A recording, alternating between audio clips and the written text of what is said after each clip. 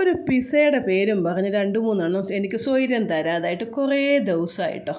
എന്നാൽ പിന്നെ അത് ഉണ്ടാക്കി കൊടുത്തേക്കാമെന്ന് കരുതി. അപ്പോൾ മൈദമാവ്, ഉപ്പ്, പഞ്ചസാര, സൺഫ്ലവർ ഓയിൽ, കുറച്ച് ചൂടുവെള്ളം ഇത്ര ഒഴിച്ചൊന്ന് കുഴച്ച് 1 മണിക്കൂർ റെസ്റ്റ് ചെയ്യാൻ വെച്ചേ.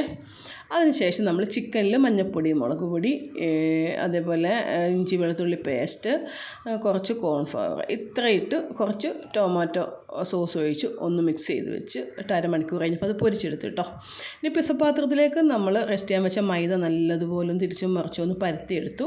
അതിലേക്ക് കുറച്ച് ഹോൾസ് ഉണ്ടാക്കി കൊടുത്തതിന് ശേഷം പിസ്സ സോസ് ഒഴിച്ച് കൊടുത്ത് അതിലേക്ക് പരത്തിയതിന് ശേഷം നമ്മൾ ചീസ്, അതേപോലെ ചിക്കന്, അതുപോലെ നമ്മൾ ക്യാപ്സിക്കം പല കളറിലേക്ക് അത്ര നിരത്തി ഒറിഗാനോയും ചേർത്ത് കൊടുത്തതിന് ശേഷം നമ്മൾ ചീസും ഇട്ട് വിതറിയിട്ട് ഓവന് 10 മിനിറ്റ് വെച്ചിട്ട് ചുട്ടെടുത്തിട്ടോ.